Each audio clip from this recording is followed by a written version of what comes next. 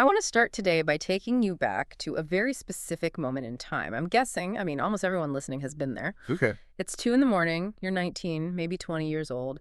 You're in your dorm room or your bedroom, and that fluorescent light is just humming. That Uh, low buzz that, drives you slowly insane. I can hear it now. Right.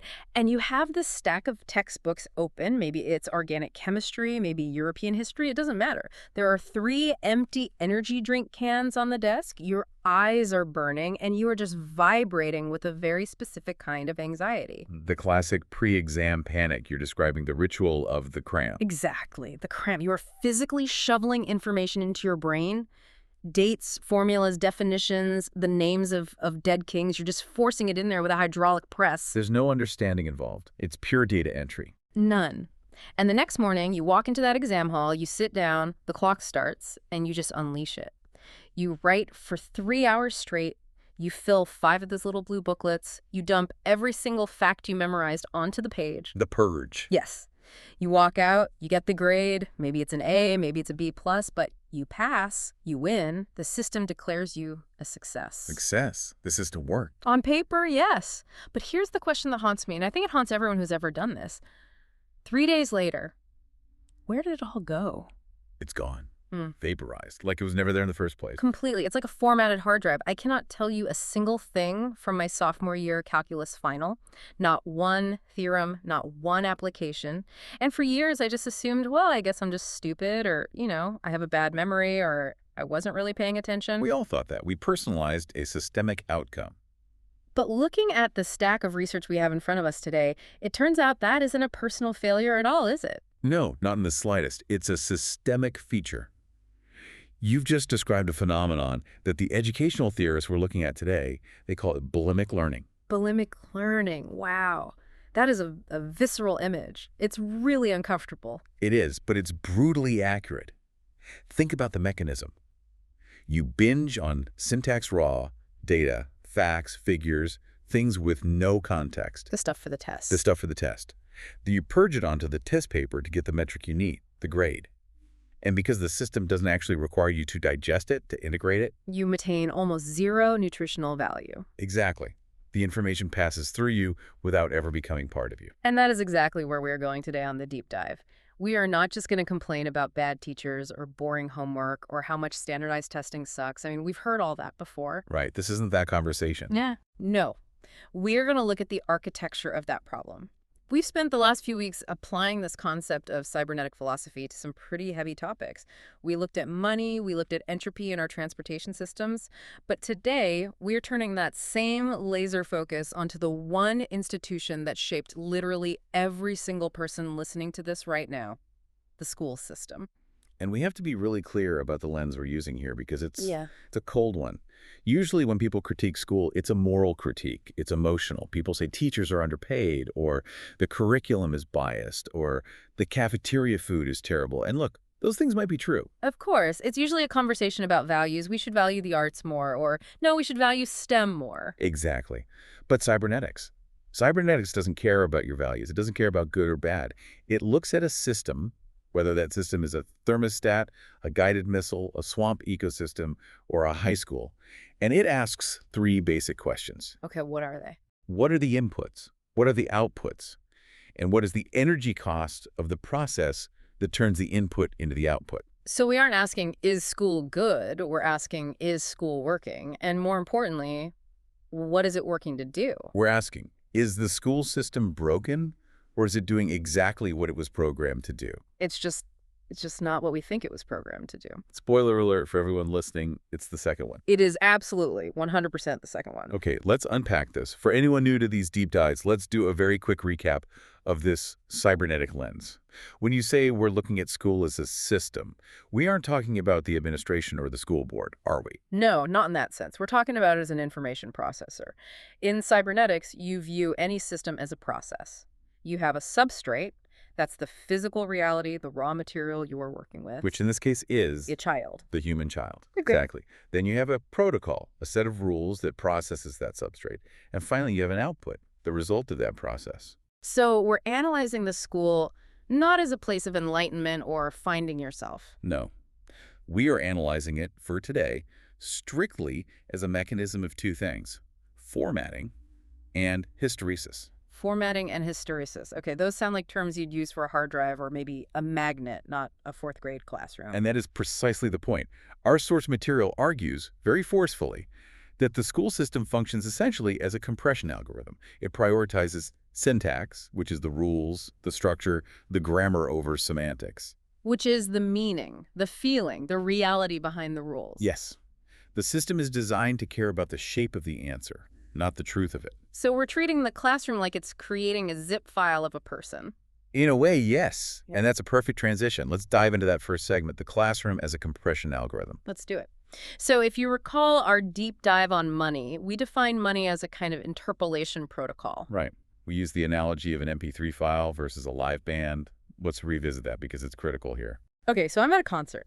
The bass is thumping in my chest. I can smell the stale beer on the floor. I can see the sweat on the guitarist's face.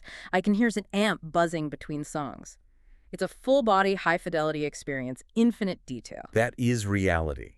That is the raw, uncompressed signal. But if I want to send that experience to you over a phone network, I can't send the smell of the beer or the thump in your chest. The bandwidth isn't there. Right, it's too much data. It's way too much data, so I have to compress it. I have to strip away the data that isn't deemed essential. I run an algorithm that interpolates, it averages out the peaks and the valleys of the sound wave to create a file that is small, manageable, and compatible. So interpolation is basically taking a complex, messy reality and squashing it down into a simple, manageable signal, a number. Precisely. Now swap the music file for a human child. The child is the input, the live concert. The child is the substrate. And think about a 6-year-old. From an information theory perspective, they are what we call high entropy. High entropy, meaning chaotic, like just running around screaming and knocking things over. Well, yes, that too. But it's chaos in the sense of infinite potential. Informational complexity. A child has unguided intentionality. They have what our sources call a meaning manifold that is just unbelievably complex and unique. Meaning manifold. Okay, that's a heavy term. Can you break that down for us? Think of it as their internal landscape, their own private universe of logic and connections. A child has their own way of experiencing the color blue, their own bizarre, beautiful connections between, say, dinosaurs and construction trucks. Right. My nephew was convinced for a year that clouds were made of cotton candy because they were both white and fluffy. That was part of his manifold. Exactly. That is a unique, complex vector. Yeah. From the perspective of a large-scale system, that child is noisy. They are an unpredictable signal. Okay, so you have millions of these unique, noisy, complex vectors, these kids with their own internal universes. And then on the other side, you have an industrial economy, or even just a modern bureaucratic society. Now, a system like that cannot handle millions of unique, complex vectors. It's too much noise. It's too inefficient. It would grind to a halt. Completely. If you go to work at a factory or a law firm or a hospital, you need to speak the same language. You need to read the same clock. You need to agree on the same basic rules of physics and grammar.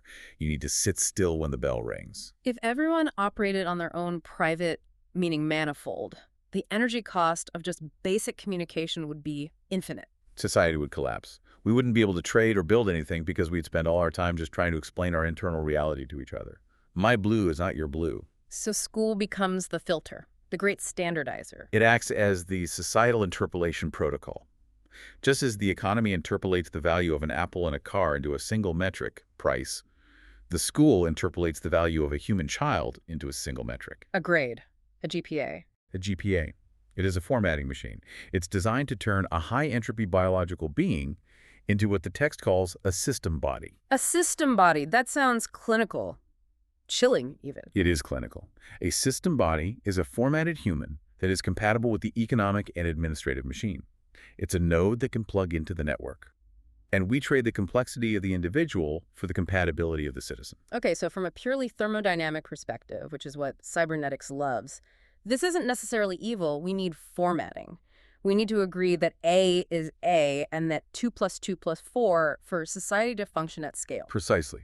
It's a thermodynamic necessity. It's not a conspiracy. We are reducing the noise of the individual to create the signal of a cohesive society. Yeah. But, and here's where it gets really interesting and really costly, every compression algorithm comes with a price. The glitch. The artifacts you get in a low-res photo. Exactly. The data loss. When you compress that live concert into a low-quality MP3, you lose data. You lose the nuance. You lose the air in the room, the buzz of the amp. It sounds flat. And when you format a child into a GPA, what do you lose? You lose the qualia. Qualia. Okay, we've touched on this before in other deep dives. That's the subjective experience, right? The what it feels like to be you. Yes. It's the unmeasurable internal state. The specific struggle of a student trying to understand a concept. The internal light that goes on in a moment of inspiration. The unique way a student connects two disparate ideas that no one else saw. The school system, as a protocol, is completely blind to that. I can't measure it. It can't even see it. It's designed not to. It measures the gap between the set point, which is the curriculum requirement, and the output. It measures syntax. Did you get the right answer? Yes or no. It does not and cannot measure the internal effort or the semantic understanding. So let me get this straight. If I spend 3 hours wrestling with a math problem, really feeling the pain of it, maybe I cry a little bit and I finally get an answer, but it's the wrong answer. Yeah. The system records a 0. A 0. All that struggle, all that learning that happened in the process is informationally invisible to the system. But if my friend next to me memorizes a formula they don't understand at all, they just plug in the numbers mechanically and they get it right. The system records a 100. Correct. The system rewards the efficient processing of syntax, regardless of whether there is any semantic meaning behind it. And that, right there, that leads us directly to the second major issue identified in our sources. The difference between the academic and the replicator. Yes. This is a crucial distinction. I love this part because schools always claim, it's in every mission statement on every banner in the hallway, that they are building critical thinkers or future academics or leaders of tomorrow. It is the stated goal, but it fundamentally contradicts the operating reality of the system. Let's define an academic in the true cybernetic sense of the word. An academic is someone who is capable of metacognition. Thinking about thinking. Right. It's the ability to treat your own knowledge as an object of study. An academic can look at a system of belief, even their own, and ask, why are these the rules? Who wrote them? What are the limitations of this model? Where are my blind spots? They can analyze the source code of their own understanding. That's a perfect way to put it. They can see the matrix. But the school system, our source argues, isn't producing that. No. It's producing replicators. It produces replicators. A replicator. That sounds like something out of Blade Runner. What is the replicator logic? It sounds simple. It's brutally simple. The replicator logic is a three-step loop. Receive signal, which is the input from the teacher or textbook, process syntax, which means apply the given rules, and reproduce signal, which is the output on the test. Input, process, output. It's a photocopier. It's a photocopier. Or a very simple computer program. Teacher says X. I memorize the symbol for X. I write the symbol for X on the test. The problem is, this process requires absolutely no semantics, no meaning. You can get an A in the class without having a clue what you're talking about. You can pass a test on quantum physics by memorizing the formulas and the definitions without having the slightest glimmer of understanding about how the universe actually works. You're just manipulating symbols, not engaging with reality. This reminds me of that famous philosophical thought experiment, the Chinese room. Oh, this is essential. Yes. Walk us through it. It's a perfect illustration of this. Okay, so imagine you're locked in a room. You don't speak a single word of Chinese. But inside the room with you, there are these huge baskets full of Chinese characters, like little plastic tiles. And there's a rule book, but the rule book is in English. And crucially, the rule book doesn't tell you what any of the characters mean. It's not a dictionary. Right. It just gives you syntax. It just says, if someone slides a tile with the specific squiggly line under the door, you find the tile with the little square box on it in basket number 7, and you slide that one back out. It's just a set of instructions for manipulating symbols. Exactly. So someone outside, let's say a native Chinese speaker, slides a question under the door written in Chinese characters. You, inside the room, you look at your rulebook, you find the matching input, you assemble the correct output tiles, and you slide the answer back out. So to the person on the outside, what does it look like? To the person outside, it looks like I'm fluent in Chinese. They think they're having an intelligent conversation with me. But inside the room? Inside, I have no idea what I'm doing. I have no idea if we're talking about the weather or philosophy or ordering dinner. I'm just moving plastic tiles around according to a set of rules. I have perfect syntax and zero semantics. That is the perfect analogy for the modern classroom. The student is the person in the Chinese room. The grade represents the observer on the outside, thinking the student understands. But for many, they are just following the syntax. They are a replicator. They're just pushing the tiles around. And this brings us to a crucial distinction in our source material. The text uses some very specific terminology here, and it differentiates between what it calls an action and a deed. Action and deed. Now, in the original German text we looked at, these were specific philosophical terms, Handlung and Tathandlung, but let's stick to the English equivalents, as the text suggests. What is the fundamental difference between doing an action and performing a deed? An action, in this cybernetic context, refers to following a routine. It is essentially hysteresis. Hysteresis, meaning inertia. Exactly.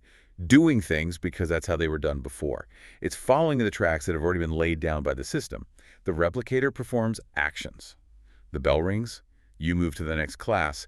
The teacher asks a question, you give the memorized answer. It's automatic, it's non-conscious. It's running the program. And a deed. A deed implies agency. A deed is the act of breaking the hysteresis. It involves questioning the premise of the action itself. It's when the observer, the student, stops the program and says, wait a minute, does this make sense?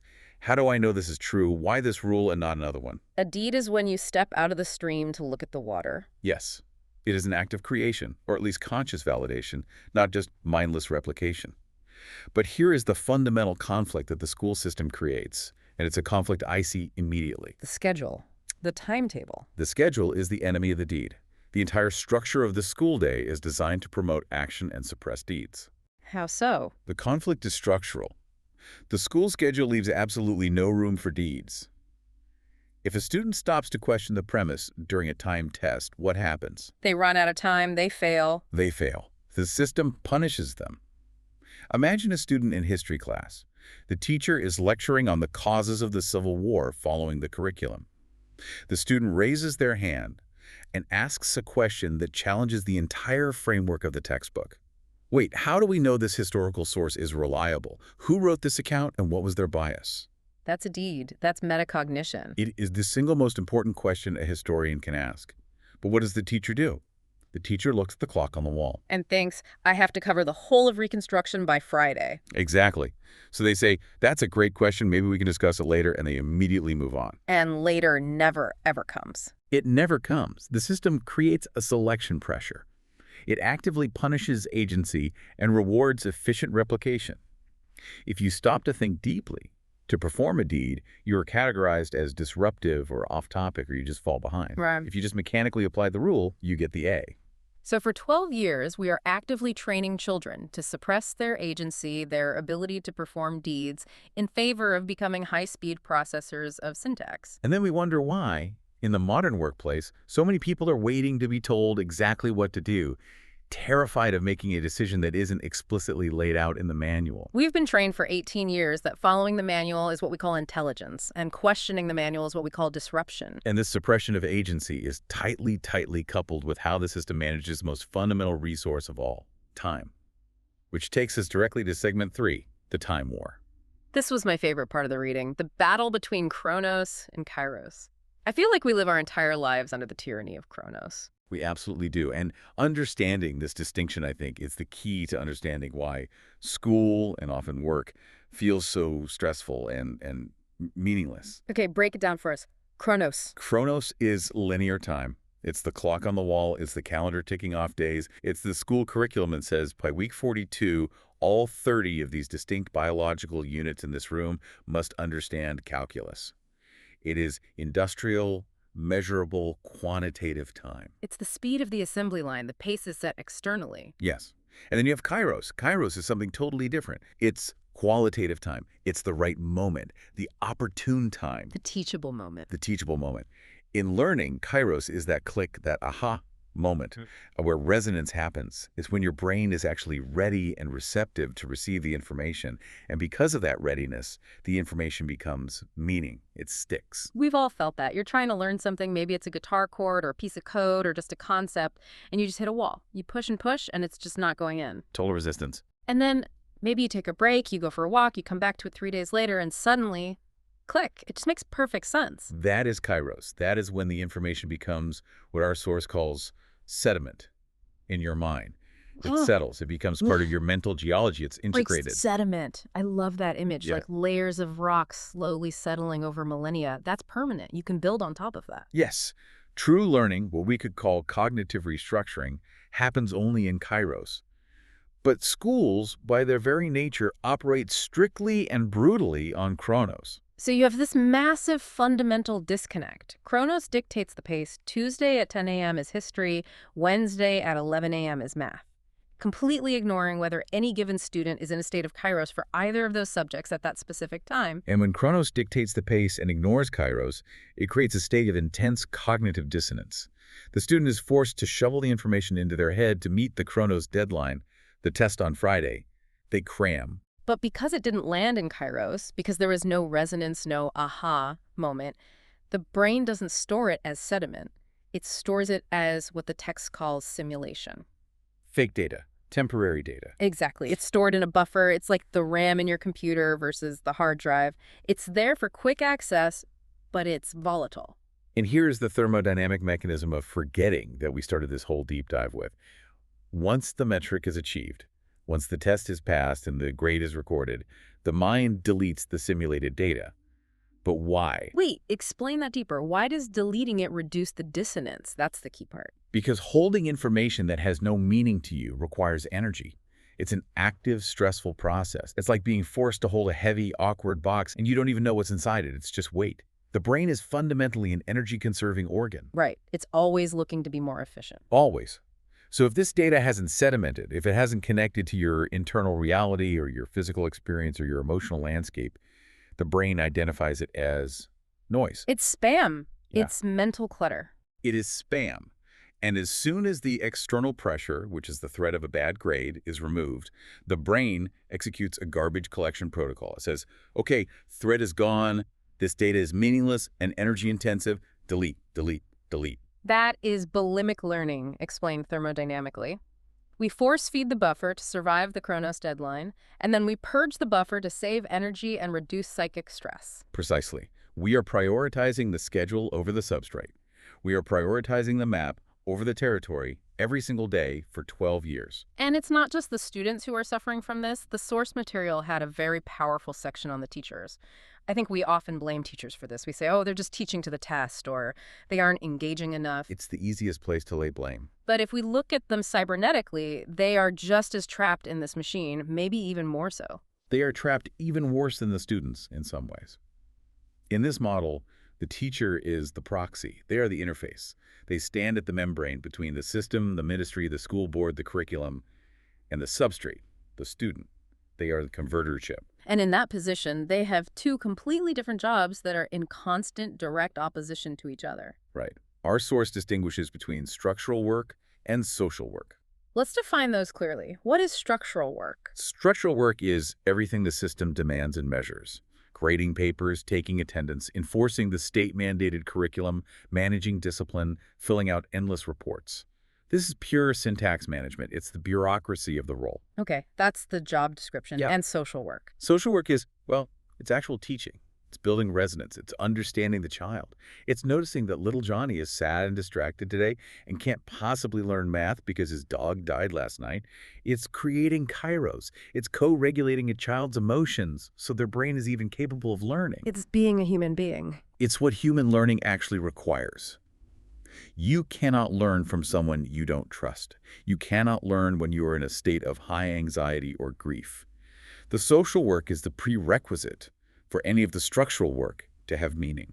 So the social work is the real job. The structural work is just the administration. But, and this is the absolute killer, the system only measures the structural work. And it only funds the structural work. It gives you time in the schedule for grading. It gives you time for delivering lessons. It does not give you a time slot for empathy. So where does the energy for empathy for the social work come from? That leads to a terrifying concept from biology, autophagy. Autophagy, self-eating.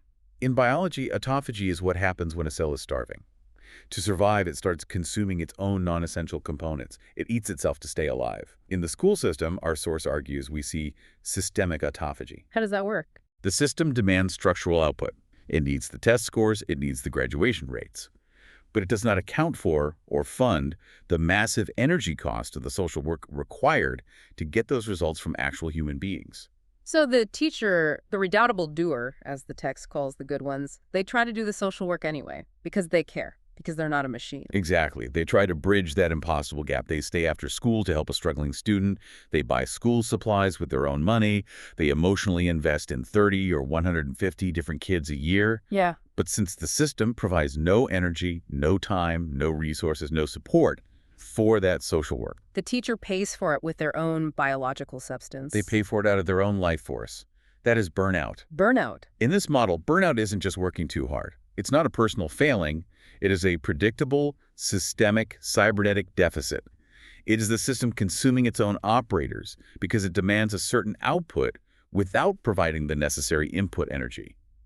The teacher is being eaten by the machine they are forced to operate. That is incredibly bleak, but it's also so validating. If you are a teacher listening to this and you feel drained and exhausted and like you have nothing left to give, it's not because you aren't strong enough. No. It's because the equation is fundamentally unbalanced. You are subsidizing a broken system with your own health. You are. Yeah. And the system relies on your goodwill and your guilt to keep you doing it. It relies on the fact that you won't let the kids fail, so you will sacrifice yourself instead. It's a parasitic relationship. So to recap, we have a system that is designed to create replicators, that structurally ensures knowledge is forgotten after 3 days, and that literally eats its own best teachers to survive. Why are we still doing this? Well, historically, you could make an argument that it made a certain kind of brutal sense. It was an efficient way to format citizens for an industrial age. But we're not in the industrial age anymore, not even close. And this brings us to segment 5, refactoring the system. The source material brings up a very specific, very modern threat to the current model of schooling, and that threat is AI. This is what the text calls the obsolescence of syntax. We are moving very rapidly into an era where machines, artificial intelligence, are the ultimate replicators. Right. If the primary goal of school is to produce a unit that can receive a signal, process the syntax, and output the correct answer, well, ChatGPT wins every single time. Every single time. And it's not even a contest. AI handles syntax perfectly, instantly, and essentially for free. It has infinite memory. It creates 0 errors in replication. It can write the 5-paragraph essay, solve the calculus equation, and summarize the history book in seconds. So if our schools continue to produce human replicators, people who are trained only to follow rules and process data without any real semantic understanding, they are producing obsolete units. We are meticulously manufacturing calculators in an age of quantum supercomputers. It's worse than that, isn't it? The book says we're generating social noise. What does that mean? It means we're generating people who can speak but cannot understand, who can recite but cannot think, who look like they know what they are doing, just like the person in the Chinese room, but who are actually completely helpless the moment the rules change or a novel situation arises. They add to the confusion, not the solution. So the system is broken, and now it's also obsolete. The source suggests some refactoring protocols. We need to rewrite the fundamental code of the school system. What does that look like? The first protocol is making metacognition the core of the curriculum. So shifting the entire goal of the enterprise. Fundamentally. Instead of asking what is the answer, the primary question we must ask at every level is, how do we know this is the answer? We need to teach the structure of knowledge itself, not just the data points within that structure. We need to move from the what to the how and the why. It's about training the student to be an observer of the system, not just a component within it. It's teaching them to identify the source of information, to question its bias, to understand the logic behind a formula, not just how to apply it. It's making them the programmer, not just the user running the software. Precisely. And that's the only skill that has value in an age of AI. Okay, that makes sense. What's Protocol 2? Protocol 2 is integrating Kairos. And this is the hardest one for any large bureaucracy. It means breaking the Chronos dictatorship. Moving towards asynchronous learning. Yes, or at least much more flexible learning, allowing students to engage with a topic until resonance occurs, rather than until Friday arrives.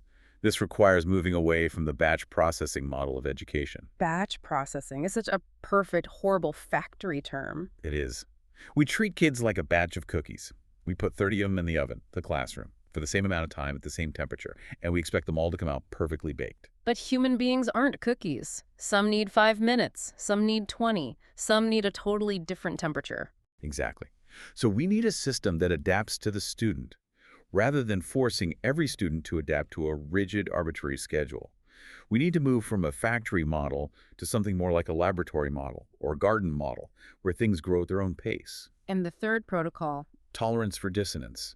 Or, to put it another way, reframing error as information. This one really hit home for me because in school and in life, we are taught that errors are sins. They are things to be ashamed of. Currently, errors is punished. A wrong answer on a test results in a bad grade. It's a failure of the unit. But in a cybernetic view, error is just resistance. And resistance is absolutely necessary for autopoiesis, the self-creation and strengthening of the mind. You can't build a muscle without resistance. You can't lift a weight that feels light. And you cannot build a mind without being wrong. A lot. If you never encounter error, if you're never confused, you are just running a simulation. You aren't actually touching reality. Reality is hard. Reality fights back. Reality is messy and complicated. So we need a system where being wrong is viewed as a crucial, celebrated part of the calibration process, not as a moral failure. We need to make it safe to struggle. We need to grade the quality of the struggle, not just the correctness of the final output. Because the struggle is where the sediment is actually formed. If you just memorize the right answer, it sits on the surface and blows away. If you struggle for it and get it wrong 5 times before you get it right, it sinks deep into your bones. That's where true knowledge comes from. So, okay, if we pull all of this together, we have a system that was built with a kind of thermodynamic logic to format high-entropy children into compatible low-entropy workers for a factory. And it does this by prioritizing rules over meaning, clock time over learning time, and mindless replication over critical thinking. And in the process, it creates a huge amount of collateral damage. The loss of qualia, the systemic forgetting of knowledge, and the burning out of its best teachers. That's the diagnosis. So what does this all mean for the listener, the learner who's tuning in right now? Maybe they're sitting in their car driving to a job where they feel like a total fraud. Maybe they are studying for some professional certification right now. What's the takeaway? I think the most important takeaway is permission. It's permission to forgive yourself. This analysis explains your own imposter syndrome. If you feel like a replicator, if you feel like you're just faking it, following the rules but not really understanding, that's because you were trained for over a decade to be one. You weren't broken, you were formatted. Correct. And just realizing that, just seeing the architecture of the machine, is the first and most powerful step to breaking that formatting. It gives you permission as an adult to learn at your own Kairos pace. You can leave Chronos behind. You can choose to prioritize semantics. You can choose to learn for resonance, not for the test. You can give yourself permission to stay with the topic until you have that aha moment, that click of genuine understanding. You can refuse to move on until it becomes sediment. You can choose to perform deeds, not just actions. Yes. It highlights the incredible value of deep understanding over mere grade acquisition. It's better in the long run to understand one single thing truly, to have it sedimented in your soul, than to temporarily memorize 1,000 things for a single day. Because in the age of AI, the sediment, the human experience, the wisdom, the meaning, the deed, that's the only thing that holds any real value anymore. The syntax is free, the syntax is cheap, the semantics are priceless. That brings us to our final provocative thought for the day. We've established that the school system we have now is a factory for producing system bodies compliant, standardized components for an industrial machine. But that industrial machine is rapidly disappearing. It's being automated away. We are moving into a digital, AI-driven, perhaps even a post-labor economy.